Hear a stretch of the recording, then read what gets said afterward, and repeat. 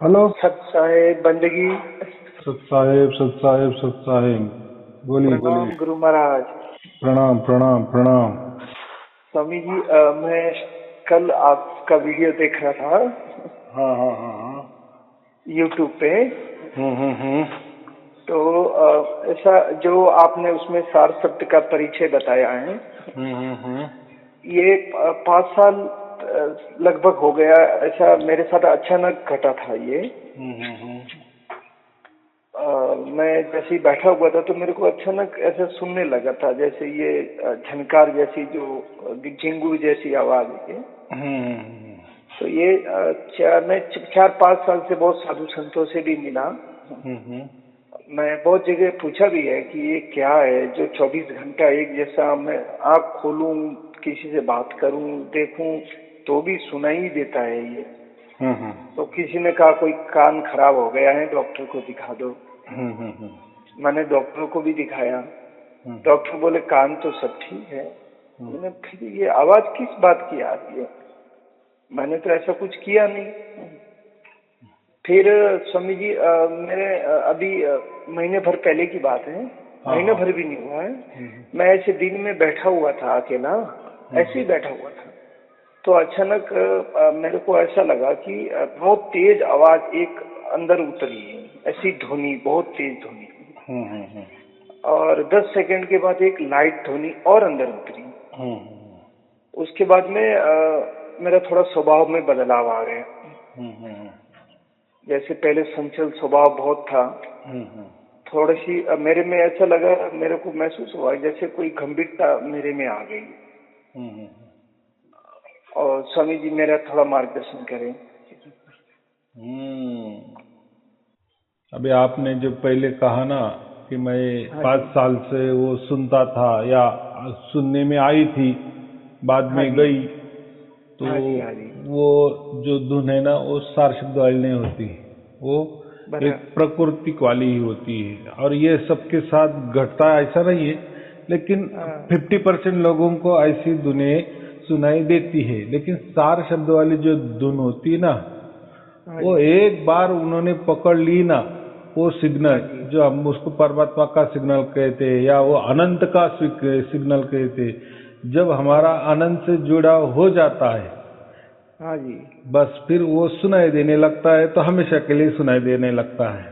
तो हाँ जी, ये उसमें सुनाई खंड दे है। रहा है स्वामी जी। हाँ, नहीं, अभी मैं आपने मुझे कहा ना 5 बरस के पहले की बात मैं कर रहा हूँ, 5 बरस से आप हाँ सुन जी, रहे हैं ना। हाँ, हाँ लेकिन जी, ये विषम विशाख के बाद अगर हाँ जी, आपको वो सुनाई देने लगा और हाँ जी, अखंडित और निरंतर हो गया, फिर वो सार हाँ जी, शब्द वाली ध्वनि है। क्योंकि सार शब्द हाँ वाली जी, जो ध्वनि होती है, उसके हाँ लिए जी, कान दबाने नहीं पड़ते, आग मुनने नहीं पड़ते, उसके लिए हाँ ध्यान जी, नहीं करना पड़ता, या उसके लिए हाँ जी, कोई ध्यान ही नहीं देना पड़ता, लक्ष्य ही नहीं देना पड़ता कि धुन आ रही है या नहीं आ रही है, वो ऑटोमेटिक ही हो जाती है। हाँ जैसे जी, आप ऐसे ही स्वामी जी, दिन हम्म, रात 24 घंटा चल रही है। बराबर, हाँ, तो वही हाँ, सार शब्द वाली ध्वनि है। तो तो ये सार शब्द वाली ध्वनि, और जो पहले आप जो सुन रहे थे, या ऐसे बहुत सारे लोग सुनते हैं बीच बीच में, हाँ, बोलते हैं तो ना स्वामी मैं जी मतलब मैंने ऐसा कोई प्रयास नहीं किया, मैं तो ऐसे ही एक दिन लेटा हुआ था। हम्म। लेटे लेटे ही अचानक मेरे को ख्याल गया कि इस तरफ हम्म। कोई आवाज आ रही है, जैसे हम्म। सन्नाटे की तरह से। हम्म। फिर मैं उसकी तरफ ध्यान देते देते, फिर अभी मतलब 5 साल से निरंतर 24 घंटा ऐसे आए। मैंने सोचा ये कोई मिस्टेक हो गई है कान में। हम्म। तो तो फिर मैंने आपका वीडियो देखा कल, हाँ हाँ हाँ। जिसमें आपने पूरी तरह से इस पे बिल्कुल सटीक जवाब दिया है आपने। मैंने कहा ये तो मेरे साथ काफी समय से 5 साल के लगभग होने आया, चल रहा है, पर मेरे को तो किसी ने बताया नहीं कि ये सार हम्म। शब्द है।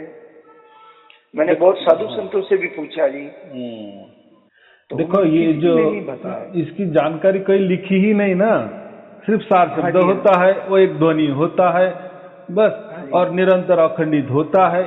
लेकिन ऐसा ध्वनि किसी को प्राप्त ही नहीं हुआ, निरंतर अखंडित। लोग तो कह देते हैं कि हाँ, मेरा ध्वनि तो निरंतर अखंडित है, लेकिन खंडित होता ही है। तो जो बराबर। पहला फिर जो ध्वनि आता है, तो वो हमारा आत्मा वाला होता है। देखो, सबसे पहले जो ध्वनि होते हैं जो हम सुनते हैं, और सब कुछ यानी ऐसा समझो जो भी मनुष्य है या प्राणी भी है, तो ये ऐसे दुनिया कान में चलती ही है, लेकिन वो खंडित होती है, अखंडित नहीं होती, वो निरंतर नहीं होती, उसमें अंतर होता है और बदलाव भी होता है। कोई कभी शंख वाली आएगी, कभी वीणा वाली आएगी, कभी बांसुरी वाली आएगी, ऐसी महसूस होगी, लेकिन ऐसा एक ताल, एक रस, एक लय, एक सुर, निरंतर अखंडित और समतल और आनंद देने वाली, आह्लाददायक, बस कोई नई अलौकिक बात या अलौकिक घटना मेरे साथ सतत निरंतर घट रही है और मैं उसका साक्षी, ये बात, ये सार शब्द वाली ध्वनि होती है। तो स्वामी जी, मतलब बोलो। ये सार शब्द वाली, मतलब ये ध्वनि निरंतर एक जैसी चल रही है, इसमें कोई बदलन, जैसे कोई शुरू करके भूल गया है ऐसा लग रहा है। हाँ, देखो ना, उसमें क्या होता है, आत्मा वाली एक ध्वनि होती है। देखो, परमात्मा का ही बच्चा आत्मा है, बराबर, दोनों का डीएनए एक ही है, दोनों का ब्लड रिलेशन एक ही है, ऐसा समझो, बराबर। लेकिन ये जो आत्मा है ना, ये प्रकृति में बंधा हुआ है, काल से बंधा हुआ है, बराबर। हाँ, और जो परमात्मा है वो तो कालातीत है, वो तो अजन्मा है। आत्मा को तो, आत्मा का भी जन्म होता है, जन्म माने कैसा, अभी ये शरीर छोड़ दिए, दूसरा शरीर धारण किए, परिवर्तन, उसको हम चाहे तो परिवर्तन कहे, उसको हम जन्म कहते हैं, बाकी कुछ नहीं। उसका जो जन्म, यानी ये आज मानव में है तो कल मर जाएगा, कई वृक्ष बनेगा, या कई परसों प्राणी बन जाएगा, पंछी बन जाएगा, कुछ भी बन जाएगा, आत्मा वही रहती है, लेकिन शरीर अलग अलग मिलता है, और जो भी मिलता है शरीर वही ढह जाता है, उसकी मिट्टी हो जाती है। फिर जैसे मानव के शरीर को जलाते हैं या दफनाते हैं या पशु पंछी के हवाले कर देते हैं, तो वो हमारा जो शरीर है उसका मर जाने के बाद कुछ भी करे, उससे कोई इतना बड़ी बात नहीं है, बराबर, तो वो छोड़े दो। लेकिन उसमें जो आत्मा निकल के जाती है वो दूसरा देह धारण करती है, फिर प्राणी का हो, वृक्ष का हो, कोई भी हो, लेकिन देह अलग अलग धारण करती है। ऐसा इसलिए कहते हैं कि आत्मा का विनाश नहीं होता, बराबर, वो एक एनर्जी है, और जब भी वो दूसरे शरीर धारण करती है तो पहले शरीर में जितना भी मन ने जितनी भी उछले मारी होगी, जितने बरस का उसका देह होगा, समझो मानव देह है, फिर बचपन से लेकर मरने तक उसने जो भी सोचा होगा, जो भी कोई अभ्यास किया होगा, उसका एक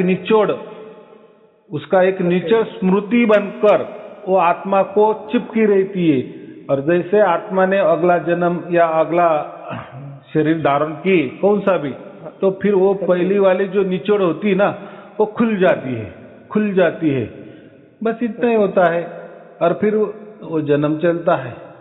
तो जैसा शंका का और समाधान करिए, जैसे मैं खुली आंख से देखता हूँ ऐसे, तो वो खुली आंखों से मेरे को इस हवा में जैसे मैप होता है ना,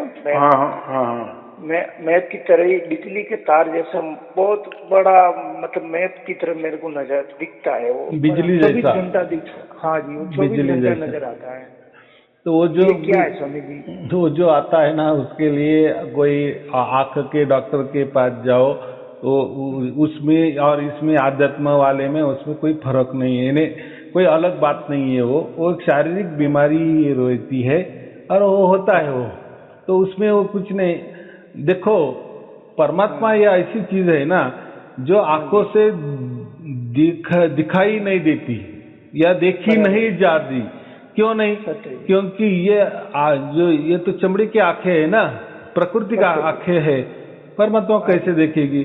जैसे ये कान भी, कान से भी जो भी कुछ सुनाई देता है हमें, हम सुनते हैं, वो भी जो सुनना होता है या जो भी सुनते हैं वो भी कोई परमात्मा नहीं होता। मैं कहा ना कि वो सार शब्द भी नहीं होता, क्योंकि ये चमड़ी का कान क्या वो सार शब्द की धुन सुनेगा? उसकी औकात है क्या इतनी? चमड़ी की कान, फिर तो चमड़े का कान बड़ा हो गया जो परमात्मा को सुन सकता है, तो फिर परमात्मा से वो चमड़ी का कान बड़ा हो गया ना। सत्य वचन जी सर। हाँ, या कोई कहता है कि मैंने मेरे आंखों से परमात्मा को देखा, तो फिर वो परमात्मा अगर तुम्हारे आंखों के सामने आता है और तुम्हारा आंख उसको पकड़ लेती है, तो फिर तुम्हारी आंख बड़ी परमात्मा से। फिर तो परमात्मा पाना है तो आंख की जरूरत होगी। फिर जो अंधे लोग हैं बेचारे, उन्होंने तो कभी भी जीवन में परमात्मा नहीं मिलेगा, बराबर।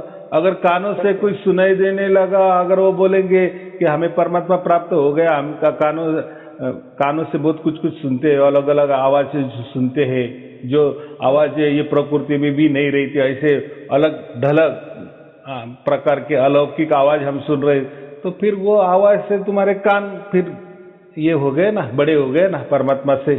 तो ये जो बातें हैं ना, कभी भी एक उसका नियम ही है, जो आंखों से, कानों से या विचारों से, बुद्धि से, मस्तिष्क से, बराबर, या अहंकार वश जो भी हम परमात्मा के बारे में सोचते हैं, विचार करते हैं, या कोई देखते हैं, या कानों से कोई सुनते हैं, वो परमात्मा नहीं होता, नहीं होता, नहीं होता, बराबर। अभी ये जो सार शब्द है ना, ये जब हमें प्राप्त होता है तो आप कान बंद करो तो भी वैसी ध्वनि आएगी, खुले कान से जैसे आती है वैसे बंद कानों में भी वैसी आएगी।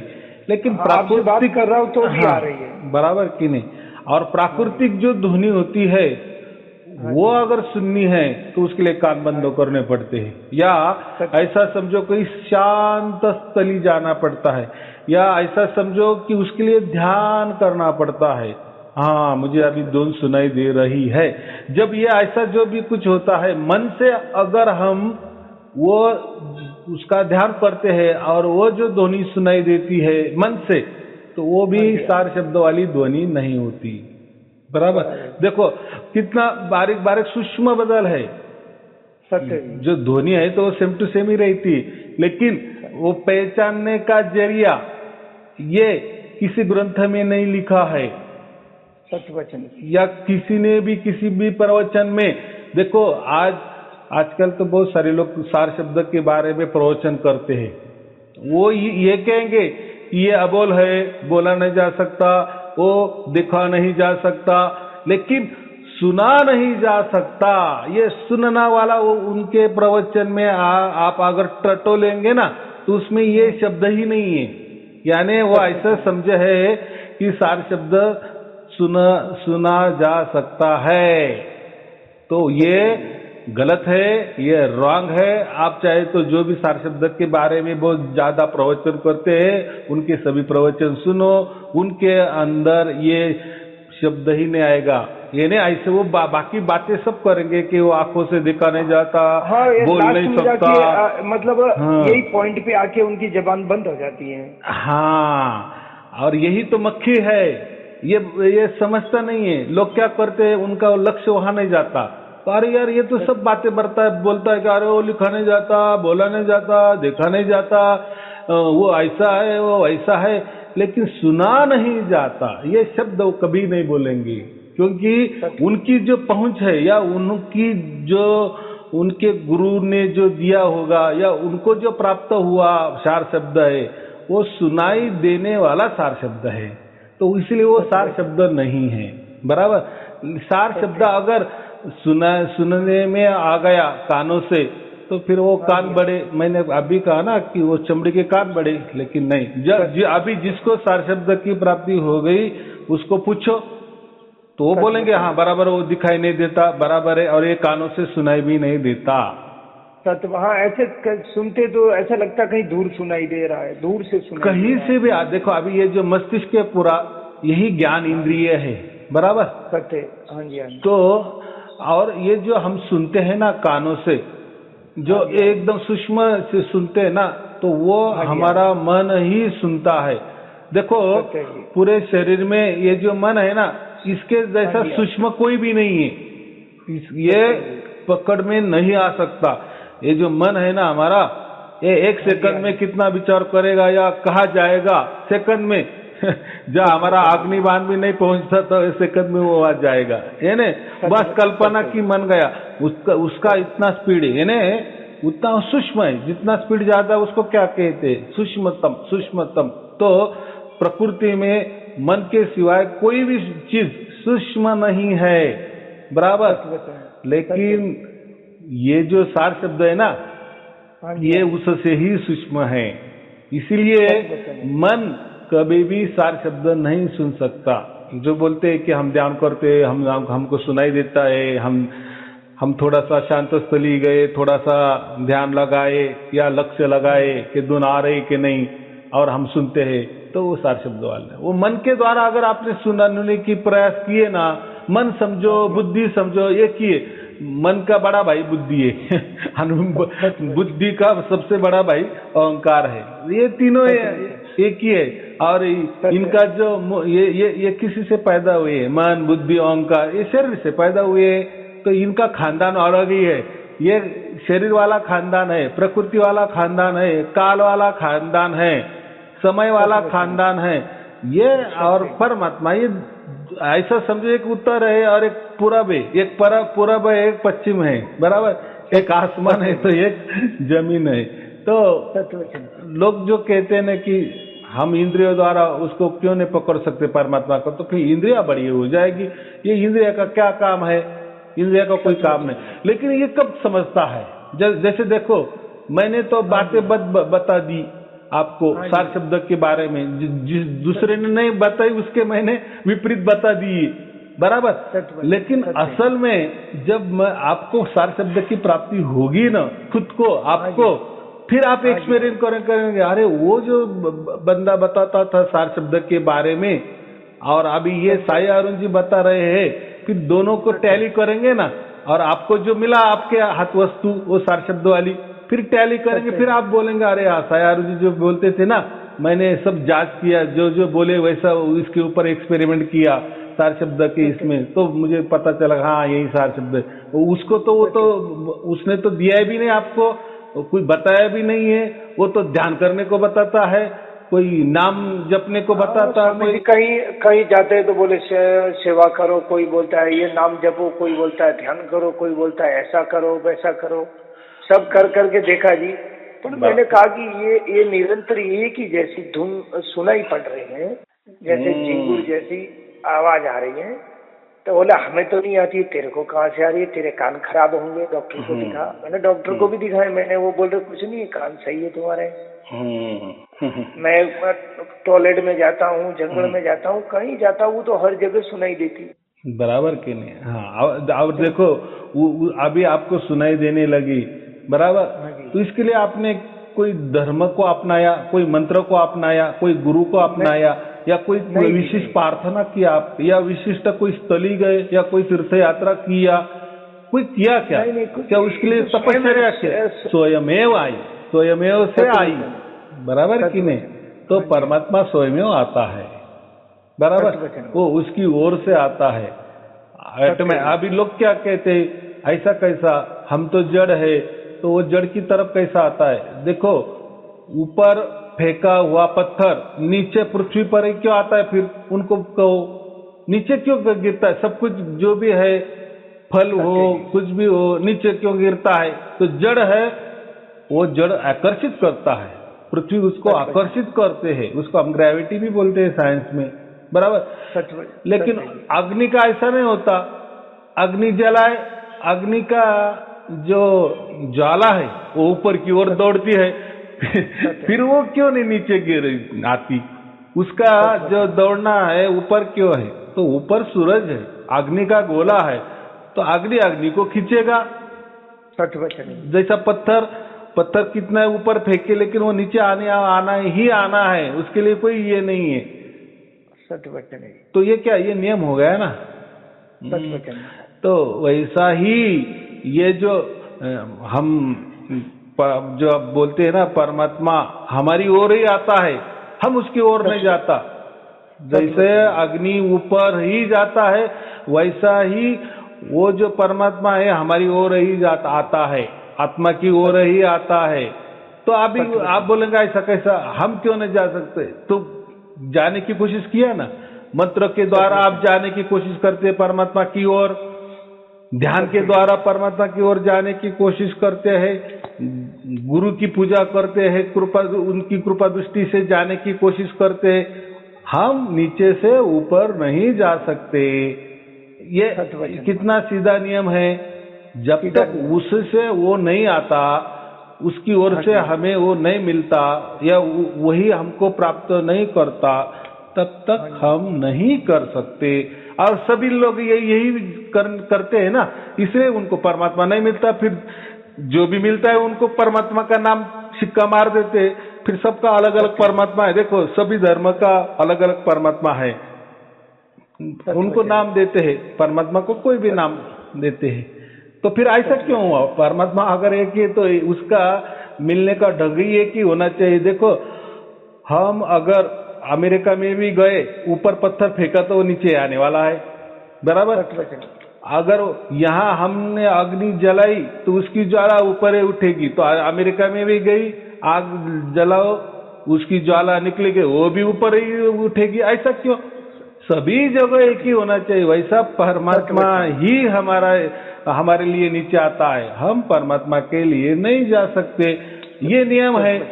उसको सहज बोला है। सहज क्यों बोला है? यानी सहज माने सहज ही, बस उसके लिए प्रयास ही नहीं करना, प्रयत्न ही नहीं करना, ध्यान ही कुछ भी नहीं करना।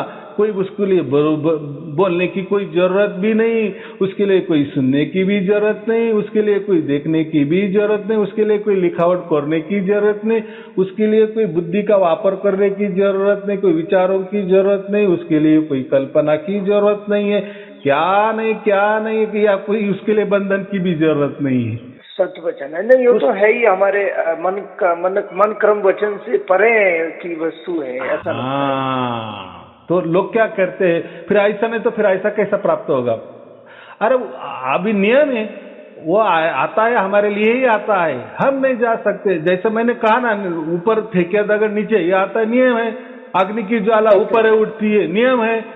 तो ऐसा ही परमात्मा हमारी ओर ही आता है, हम परमात्मा की ओर नहीं जाते। ये सभी लोग यही गड़बड़ करते हैं और कहते हैं कि हाँ, ये कुछ भी बकवास कर रहे हैं। यार क्या बकवास कर रहे हैं? जो नियम है ना भाई, हम छोटे बच्चे हैं, 6 महीने के बच्चे हैं, वो माँ ही हमें उठाएगी, माँ ही हमें उसके हाथ से दूध पिलाएगी, हम नहीं पी सकते, बराबर।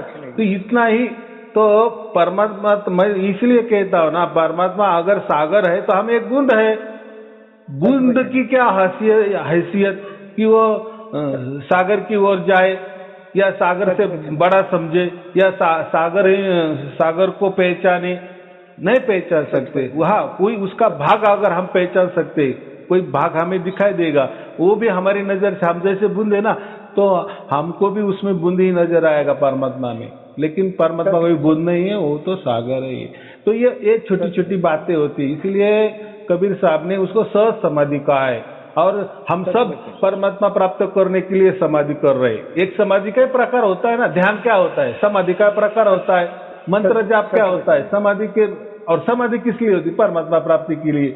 लेकिन वो हमसे होती है, हमसे और से करते हैं, हमारे प्रयास से, हमारे प्रयत्न से, हमारे कष्ट से करने की, परमात्मा को प्राप्त करने की कोशिश करी, इसलिए नहीं प्राप्त होता, किसी को नहीं हुआ। सत्य वचन।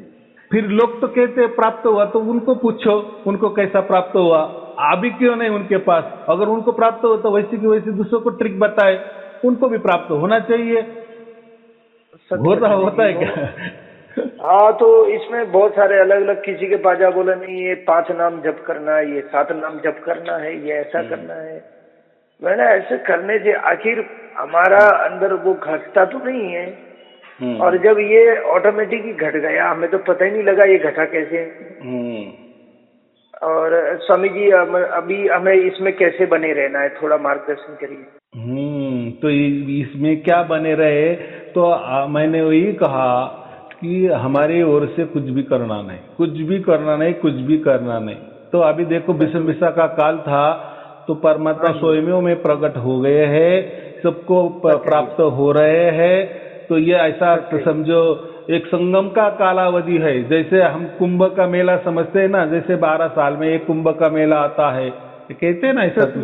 तो हाँ जी, हाँ। ऐसा ही है, अभी कुंभ का मेला चल रहा है, समझो परमात्मा सबको प्राप्त हो रहे, उसके लिए कुछ करना ही नहीं पड़ता, वो खुद प्राप्त होते। खुद ही हो रहे हैं, खुद ही हो रहे हैं। हाँ, तो ये क्या है, हमारे पर विश्वास नहीं है। और कबीर साहब ने क्या कहा, मैं तो हूँ विश्वास में, मैं तो हूँ विश्वास में, अब विश्वास रखो, वो बराबर प्राप्त होगा। लेकिन हम नहीं विश्वास रखते, हम मंत्रों पर विश्वास रखते हैं, गुरु पर विश्वास रखते हैं, धर्म ग्रंथ पर विश्वास रखते हैं, संप्रदाय पर विश्वास रखते, बज पर विश्वास रखते हैं, यानी कोई तो भी हम विश्वास रखते हैं। तो ये विश्वास नहीं कहा है कबीर साहब ने, क्या मैं तो हूँ विश्वास में, बस वो विश्वास में है ना, वो मिलेगा, बराबर मिलेगा। आपने अभी समझ लिए ना कि विश्वास में मिलना है, विश्वास से मिलने वाला ही है। और विश्वास परमात्मा, देखो हमारे इसमें तो भी विश्वासघात हो सकता है, परमात्मा हमारा विश्वासघात नहीं करेगा, वो प्राप्त होता ही है, सहज में होता है, कुछ करना नहीं, कुछ करना है, कुछ करना नहीं। तो लोग इस पर ही विश्वास नहीं रखते और विश्वास को प्राप्त करने चले। विश्वास जैसे परमात्मा को प्राप्त किए कि जो परमात्मा स्वयं कह रहा है कि मैं हूँ विश्वास में, बराबर सत्य वचन है। तो लोगों का विश्वास क्या है, लोग बोलते हाँ ना, फिर हम भी विश्वास में ढूंढ रहे, देखो मंत्र में ढूंढ रहे, हमारा ऊपर हमारा भरोसा है ये मंत्रों पर।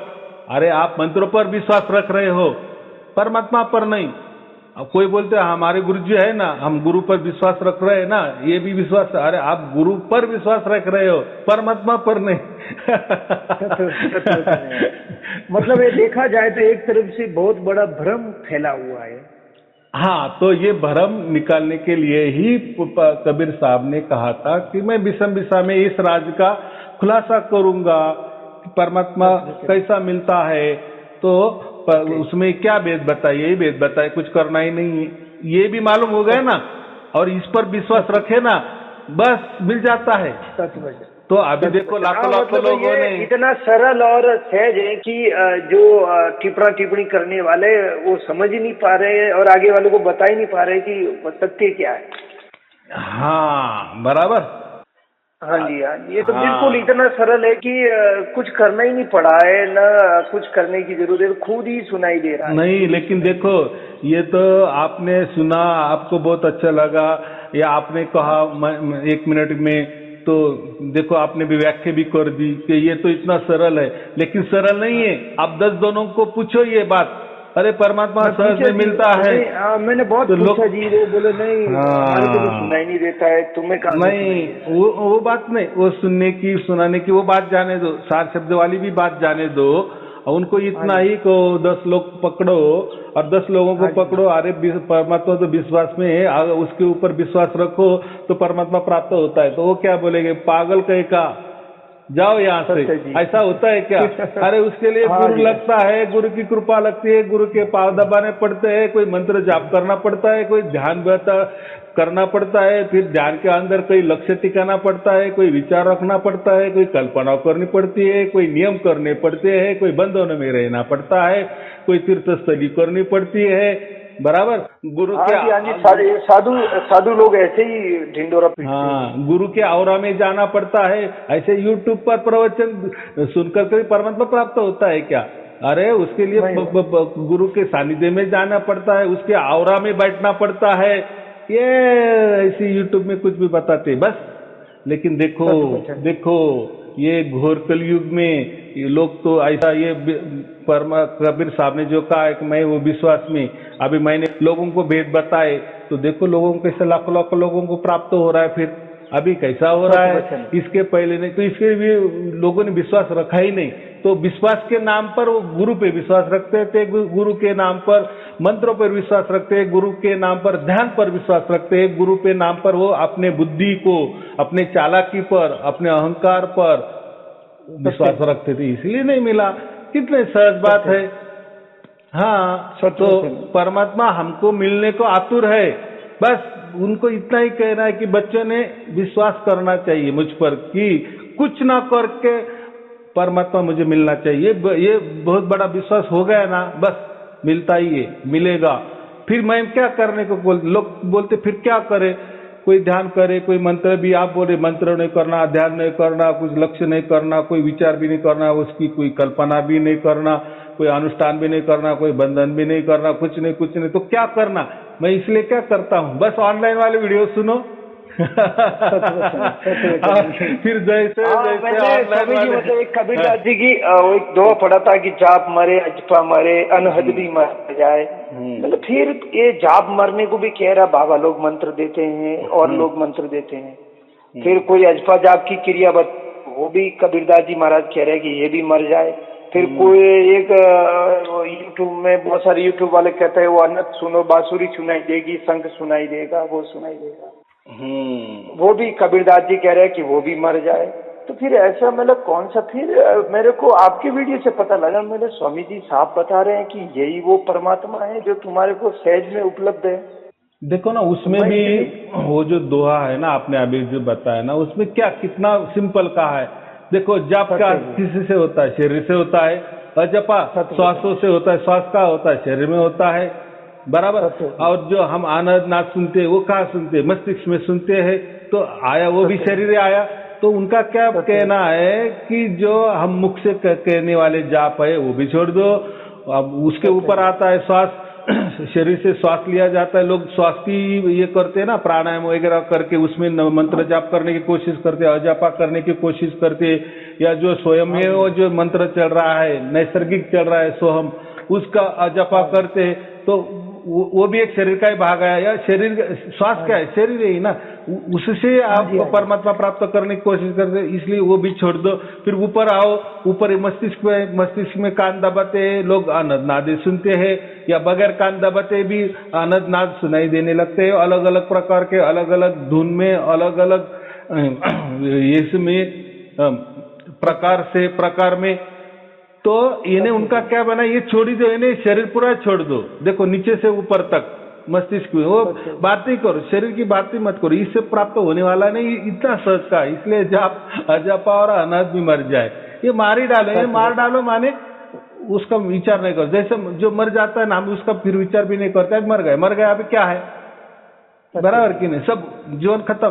तो ऐसा ही ये छोड़ दो, क्योंकि ये शरीर से, या शरीर की इंद्रियों से, या शरीर के मस्तिष्क से, शरीर के बुद्धि से, शरीर के अहंकार से, जो पंच कर्मेंद्रिय है, ज्ञानेंद्रिय, पंच महाभूत है, जो भी कुछ है शरीर में है ना, जो भी विचार कल्पना बिल्पना जो भी शरीर से होती है, या शरीर से जो भी दिखता है, या कानों से जो भी सुनाई देता है, ये सभी बातें जो भी शरीर से होती है उससे परमात्मा नहीं मिलता। इसका कहने का अर्थ वो होता है, इतना सिंपल अर्थ होता है। शरीर को छोड़ दो, क्योंकि वो आएगा ना, वो कहाँ से आता है, फिर वो उसके आप बुद्धि से क्यों ये कर रहे? ये कैसा क्या आवाज आता है, अभी कैसा क्या आता है, तो क्या करना है हमें?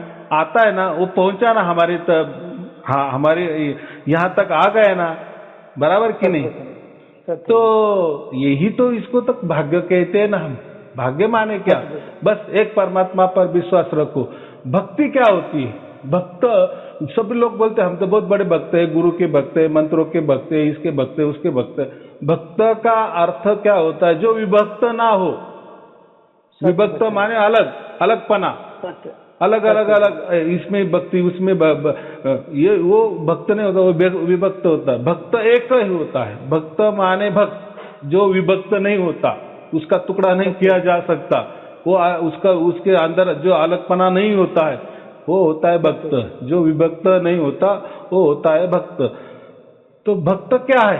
तो बस एक ही परमात्मा है, परमात्मा के बाद कोई नहीं है ना। कोई बोलते ना गुरु करना पड़ता है, वो भी मतलब इसमें तो कोई बाधा भी नहीं, चाहे कोई काम करो, अपनी मजदूरी करो, नौकरी करो, बिजनेस करो, ये इसमें तो अब कोई अड़चन भी नहीं है। हाँ, बहुत लाख टके की बात की। तो ये बोलते हैं ना, परमात्मा पाना है तो आपको पहले गुरु करना पड़ेगा, तो फिर भक्त नहीं होंगे आप, विभक्त ही होंगे, क्योंकि आपने गुरु को और परमात्मा को अलग कर दिए। नहीं, बराबर? हाँ, तो ठीक है, गुरु जो है हमारे पूजनीय, वंदनीय, आदरणीय होते, वो प्रणाम के नमस्कार करने के लिए ठीक है, प्रणाम करने के लिए ठीक होते, बाकी क्या होता है? लेकिन गुरु का अर्थ ऐसा होता है, गुरु जो परमात्मा से मिलाप करवा देने वाला, मिलान करने देने वाला, उसको बोलते हैं गुरु। लेकिन गुरु परमात्मा को मिलन तो करवा देते ही नहीं, या उनको वो रीति भी मालूम नहीं, लेकिन फिर वो क्या करते, खुद ही परमात्मा होकर बैठते हैं, करो मेरी पूजा आरती। यही होता है जी। और लोगों को यही चाहिए, लोगों को देखो आकार को छोड़ते ही नहीं लोग, जो बोलते हैं ना हमने 50 बरस से कर रहे, वो करते थे, क्या करते थे, आप आकारों की ही पूजा करते थे। मंत्र भी क्या है, ये लिखे पढ़े जाने वाले बोलने वाले यही मंत्र, ये भी आकारों, एक आकार ही आया ना, 52 अक्षर, ये क्या है, एक प्रकार का आकार है, साकार है ना, प्रकट हो गए, वो क्या है, एक ही बात है। और शरीर को पूजा करते वो भी एक साकार है, ये है ना।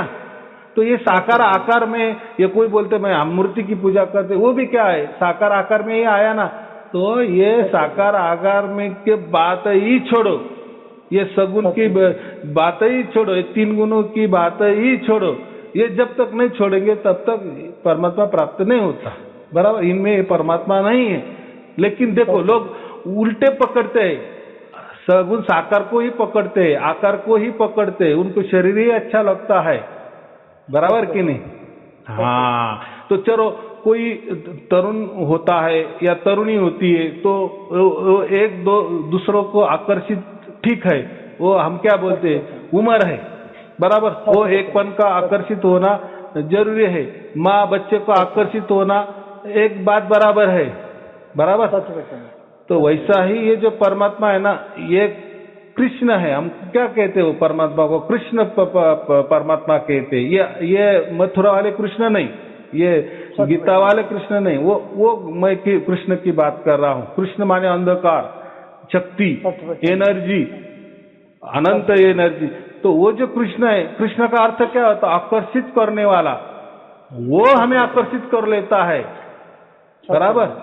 हाँ, हमने उसको आकर्षित कर सकते, परमात्मा को आकर्षित कैसे कर सकते हैं। हम आत्मा है, छोटे है, ये नन्हे से मुन्ने से बालक है, वो कैसा क्या खींच सकता है, वो नहीं। वो गोष्ठी में ठीक है, टीवी सीरियल में ठीक है, क्या पोथी पुराण उसमें ठीक है बात, लेकिन नहीं। कृष्ण का अर्थ होता है आकर्षित करने वाला, वही सचमुच वही कृष्ण है, वही हमको आकर्षित कर लेता है, खींच लेता है हमें, बराबर। और जब उससे जुड़ा हो जाता है, बस धुन हमारी शुरू हो जाती है, 24 घंटा सिग्नल जुड़ जाता है परमात्मा से। फिर वहाँ जो अखंड जो परमात्मा है, जो अखंड निरंतर है, आदि अनादि से है, अजन्मा है, अकाल है, काल के परे है, प्रकृति के परे है, बस वैसी की वैसी निरंतर धुन हमें आने लगती है 24 घंटा, उसमें कोई बाधा नहीं होती है। कितना सहज बात है। और ये जो प्रकृति वाली दुनिया होती है, तो वो तो बदलने वाली होती है, कभी आती कभी नहीं आती, उसके लिए ध्यान करना पड़ता है, शरीर की जरूरत पड़ती है, तान दबाने पड़ते हैं, कोई तो विधि विधान करने पड़ते हैं, नियम करने पड़ते हैं। तो लेकिन इसके लिए कोई विधि विधान नहीं, इतना सहज बात है। इसलिए कबीर साहब ने इसको सहज समाधि कहे। जैसे सार शब्द की प्राप्ति है, तो देखो एक समाधि कितना कठिन होता है, और ये जो समाधि हमें सहज में प्राप्त हो जाती है, और वही समाधि असली समाधि है, ऐसे कबीर साहब ने कहा है। और ये सहज समाधि, ये क्या है, इसको कुछ करने की जरूरत नहीं। लेकिन समाधि का जो आप समाधि परमात्मा प्राप्त करने के लिए करते हैं ना, तो देखो ये सहज समाधि हो गई, तो फिर सब मैंने परमात्मा ही सहज में मिल गया ना। हाँ, ऐसी बात है। अगर किसी ने ऐसा कह दिया ना, सहज में परमात्मा प्राप्त होता है, तो लोग उसके ऊपर विश्वास नहीं रखते, लोग संगत पे विश्वास रखते हैं, लोग गुरु पर विश्वास रखते हैं। मैंने ऐसी एक से कहा, वो बोले नहीं तेरे को कुछ मिस्टेक हो गई है। फिर मैंने अब रोज वीडियो यूट्यूब देखता था मैं, तो कल आपका चैनल आया, फिर उनमें सारे सार शब्द के बारे में लिखा हुआ था वीडियो। तो मैंने सुना, उसमें मतलब एकदम मेरे साथ जो घटना है, वो घटना के बारे में बिल्कुल सही जवाब तो इस चैनल में स्वामी जी दे रहे हैं। बाकी तुम मेरे को आज तक घुमाते ही रहे सारे, कोई बोले सेवा करो, कोई बोले ये करो, कोई बोले ये करो। मैं इतना घुमा फिरा किया, मेरे साथ तो कुछ हुआ ही नहीं। और ये तो जो हुआ एकदम अनजान में ही मेरे को उपलब्ध हुआ है, पता ही नहीं कैसे हो गया।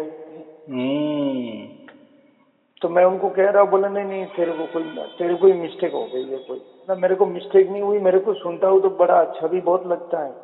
देखो लोगों को क्या है, आजकल गीता में भी क्या लिखा है, जो पहले मुझे स्वरूप को जानता है ना, उसको मैं प्राप्त हो जाता हूँ। तो लोगों को उसको स्वरूप ही मालूम नहीं है, यानी सार शब्द की कोई मालूमात नहीं। समझो अभी आपको ये प्राप्त हो गया और मैंने कहा कि हाँ ये सार शब्द है, कि जो जागृति में आपको आ रहा है ना, जागृति में होश हवास में आपको वो सुनाई दे रहा है ना, काम करते वक्त सुनाई दे रहा है ना, इसका मतलब एक मन आपका जो काम कर रहा है, और ये जो हमारी जो सुरती है, वो जो आत्मा है, बस वो धुन सुन रही, उसका मतलब ये सार शब्द वाली धुन है। ये आपको अभी समझ में आ गया, अभी आपको प्राप्त हुआ। और अभी मैं ये प्रवचन कर रहा हूँ, तो अभी मेरा प्रवचन आपको समझ में आया है, अरे ये गुरुजी बराबर बोल रहे, तो ऐसा ही मुझे मेरे साथ घट रहा बराबर। लेकिन अभी ऐसा समझो कि मेरे सामने आप नहीं हो और दूसरा है, तो उसको सारे शब्द की प्राप्ति नहीं हुई, और मैं ऐसा बड़बड़ करते जाऊं, तो उसको क्या बकवास लग जाएगा। अरे कुछ भी बोलता है, यार क्या है, वो बोलता है ये नहीं करो, वो मत करो, गुरु मत करो, मंत्र मत करो। एक बाबा जी ने मेरे को पीट लिया। मैंने कहा बाबा जी मेरे को नहीं समझ में आया ये क्या हो रहा है। बोले पता नहीं तेरे को भूत चिमड़ गया, कोई ये चिमड़ गया। तो ऐसे, इसलिए मैं क्या कहता हूँ, पहले जानो फिर मानो। इसका मतलब क्या, पहले सार शब्द का प्राप्ति करो बराबर, फिर प्रवचन सुनो, फिर धर्म ग्रंथ सुनो, फिर क्या करना है किसका भी सुनो, फिर आपको समझ में आ जाएगा, क्योंकि आपके पास वस्तु ही नहीं ना, बराबर कि नहीं। हाँ, तो ऐसा नहीं, वो बोलते हैं लोमड़ी को, वो जो द्राक्ष होते हैं ना, अंगूर, बहुत ऊंचे होते हैं, उसकी वो बहुत उड़ी मारता है, बहुत बार छलांग मारता है, लेकिन उसके हाथ में नहीं आता। फिर वो क्या कहता है, अरे अंगूर खट्टे ही होंगे, इसलिए तो मुझे प्राप्त नहीं हो रहे। तो ऐसा ही जिसको परमात्मा का प्राप्त नहीं होता, लोग क्या बोलते हैं, बस आपको फोन किए ना, आपने फोन उठाया ना, बस 2 मिनट कुछ तो बता दो हमको, हो गए सार शब्द मिल जाएगा हमको। अरे ऐसा होता, अगर मेरे पास सार शब्द का कुछ मंत्र तंत्र होता तो मैं बोल देता ना 2 मिनट में। इतना बड़बड़ करता हूँ तो मैं, कोई मंत्र होता तो मैं मोबाइल पे बोल देता। समझिए ना, जैसे अभी 1.5-2 साल में मैं मतलब ऑटोमेटिक खुश ही रहता हूँ, हंसते ही रहता हूँ। अब बहुत सारे कहते तू हंसते क्यों रहता है, मतलब मेरे को क्या पता, मेरे को ऑटोमेटिक ही खुशी आती। तो ऐसा है उसमें, देखो जैसी मन को जो खुशी होती ना, तो मन तो स्वयं वो क्या है, नाशवान है। तो मन को भी जो भी खुशी होती है ना, वो थोड़ी देर के लिए रहती है, कुछ दिन के लिए रहती है, बाद में वो वापस दुख में कन्वर्ट हो जाती है। लेकिन ये जो सार शब्द है ना, ये जितना मन सूक्ष्म है ना, अति सूक्ष्म है बराबर। प्रकृति में मन के अलावा कोई भी सूक्ष्म नहीं है बराबर। तो लेकिन ये जो अपना जो सार शब्द है ना, ये मन से भी सूक्ष्म है, या ऐसा समझो कि सूक्ष्म का उसके ऊपर कोई ये नहीं है, इन्फिनिटी सूक्ष्म है, इन्फिनिटी सूक्ष्म। जितना सूक्ष्म कोई हमने कोई गणित में कोई अंक दे दिए ना, तो ये जो है ना सार शब्द इतना सूक्ष्म है। तो जो सूक्ष्म को पकड़ सकता है, तो सूक्ष्म को कौन पकड़ सकता है, हमारे अंदर जो आत्मा है ना, तो वो भी परमात्मा का बच्चा है, वही पकड़ सकता है, ये मन नहीं पकड़ सकता। क्योंकि देखो, अगर जो खुद उतना सूक्ष्म नहीं है, तो वो दूसरा सूक्ष्म को कैसा पकड़ सकेगा। जैसे कोई दूरबीन होती है, उसकी कोई रेंज होती है, देख वो अगर 10 किलोमीटर की रेंज है, तो वो 10 किलोमीटर तक बराबर देखेगा। लेकिन उसके ही ज्यादा रेंज वाले अगर हमने दूरबीन लाया डायरेक्ट उपग्रह से, तो हम डायरेक्ट इतने भी लाखों भी दूर का जो तारा है ना, जो तारे होते हैं, ग्रह तारे, वो भी हम देख सकते हैं नीचे से। तो क्यों ऐसा हो गया? अरे जो तुम्हारे पास जो है ना, वो सारी दूरबीन है, उसे से ज्यादा 5-10 किलोमीटर आप देख सकते हैं, लेकिन वो जो है वो अलग दूरबीन है बराबर। इसकी वो तुलना नहीं कर सकते। वैसा ये जो मन है ना, ये छोटी दूरबीन है, और ये जो है, ये जो परमात्मा कितना लंबा है, कितना दूर है। तो इसके लिए वही दूरबीन चाहिए, बड़ी दूरबीन चाहिए। तो अगर उसको मन को नहीं दिखा, समझो वो परमात्मा नहीं सुनाई दे रहा है, ये सारे शब्द नहीं सुनाई दे रहा है मन से, तो फिर क्या बोलता है, अरे ऐसा कुछ नहीं होता। मन अगर कहे ऐसा कुछ नहीं, मैं तो इतना 10 किलोमीटर देखता हूँ, और ये बोलता है कि और उसके आगे है और मेरी पहुंच वहां नहीं, ऐसा कुछ हो सकता है कि मैं तो पूरी प्रकृति में देखता हूँ, पूरे 35 लाख ब्रह्मांड में देख सकता हूँ, ऐसा मन हूँ। और ये कहते हैं कि नहीं, इसके भी परे परमात्मा है, वो सार शब्द है। तो फिर सार शब्द कितना सूक्ष्म होगा ये मन से। तो इसलिए उसका ही बच्चा उसको पहचानता है, या ऐसा समझो कि वही परमात्मा की वहां से ही हमारे पास आता है, लेकिन वो सिर्फ किसको महसूस होता है? हमारे आत्मा को ही महसूस होता है, मन को महसूस नहीं होगा, क्योंकि मन और वो अलग चीज है। परमात्मा चैतन्य है, मन जड़ है। समझ नहीं पा रहा नहीं, मन जड़ है। नहीं, मन जड़ है ना, मन ये शरीर का प्रकार है, प्रकृति का प्रकार है। तो प्रकृति और चैतन्यता दोनों में फर्क है ना, प्रकृति जड़ होती है, चैतन्य चैतन्यता होता है। तो ऐसा ही तो वहां से परमात्मा बराबर ये हमारी आत्मा महसूस करती है, बराबर सत्वचन। इसलिए मन नहीं महसूस कर सकता, इसलिए वो मन का विषय नहीं है। जब मैं कहता हूँ ना लोगों को, अरे आप कुछ काम करते जाओ, होश हवास में आओ, धुन सुनो, उसके लिए ध्यान मत करो। ध्यान किए तो ध्यान का विषय क्या है? मन आता है, ध्यान में मन प्रमुख रहता है। अगर मन से आप वो बोल रहे हैं ना कि मैं सार शब्द सुन रहा हूँ, तो वो मन आपका सार शब्द नहीं सुन रहा है, वो आप प्रकृति कोई धुन सुन रहा है, वो ऐसा आपको लगता है डुप्लीकेट कि सार शब्द जैसी ध्वनि वो सुन रहा है, तो वो उसका कोई लेना देना नहीं है सार शब्द से, तो वो नहीं सुन सकता। हाँ, आत्मा ही उसको सुन सकती है, क्योंकि उसका डीएनए और उसका जो ब्लड रिलेशन एक ही है। इतनी सहज बात है। इसीलिए परमात्मा आत्मा के लिए आता है परमात्मा कोई मन के लिए नहीं आता। हाँ, मन से वो काम करवा लेता है उसकी पावर से। हाँ, क्योंकि ये प्रकृति काम करना ये कोई परमात्मा के काम नहीं है, क्योंकि परमात्मा ने एक बार प्रकृति बना दी है ना, बस फिर उसमें बराबर वो फिर उसके ऑटोमेटिक वो चलता है सब कुछ बराबर। हाँ, उसमें दखल अंदाजी नहीं करता परमात्मा। लेकिन आत्मा के लिए दखल अंदाजी करनी पड़ती, क्योंकि आत्मा उसका बेटा है, उसका बच्चा है, वो बच्चे को कैसा भी निकालेगा ये प्रकृति से। प्रकृति नहीं जाने देती आत्मा को, ये बात बराबर है। वो तो यही उसको तो यही रखना चाहती है ना, 84 लाख योनि में जन्म ले, तू ये जन्म ले, वो जन्म ले, मैं तुझे ये देती हूँ, मैं तुझे, तू मत जा तेरे पिताजी के पास, बराबर। लेकिन बराबर बच्चे ने माना भी ना, बहुत हमारे लाखों जन्म हो गए ना, लेकिन अभी बच्चे को लग रहा है उसका भाग्य हो गया है, अभी उसको याद आ रही है कि नहीं मुझे अभी मेरे असली पिताजी के पास जाना है मैं तो काल तो बोलता है ना आत्मा को, अरे मैं तेरा पिताजी हूँ, प्रकृति बोलती है अरे मैं तेरी माँ हूँ, लेकिन नहीं बोलता, नहीं अभी मुझे सब समझ में आया, सब गड़बड़ घोटाला है, मेरा बाप वो है, वो मुझे बराबर लेने को आएगा, तुम चिंता मत करो।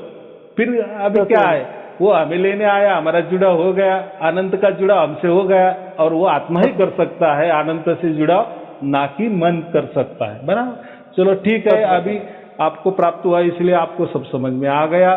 तो ऐसा ही मैं सब लोगों को कहता हूँ, पहले जानो फिर मानो, पहले वो जैसा ही भी हुआ वैसे प्राप्त तो करो, पहले सार शब्द की प्राप्ति तो करो, फिर बाद में आपको क्या करना है, छोड़ना है क्या करना है, क्या विचार करना है उसके बारे में वो करो, बराबर कि नहीं। चलो ठीक है, सत साहिब जी शुभ आशीर्वाद, सत साहिब जी, सत साहिब जी कोटि प्रणाम, आपने मेरी शंका दूर कर दी सारी। बस चलो ठीक है, शुभ आशीर्वाद, सत साहिब जी, सत साहिब जी, सत साहिब जी।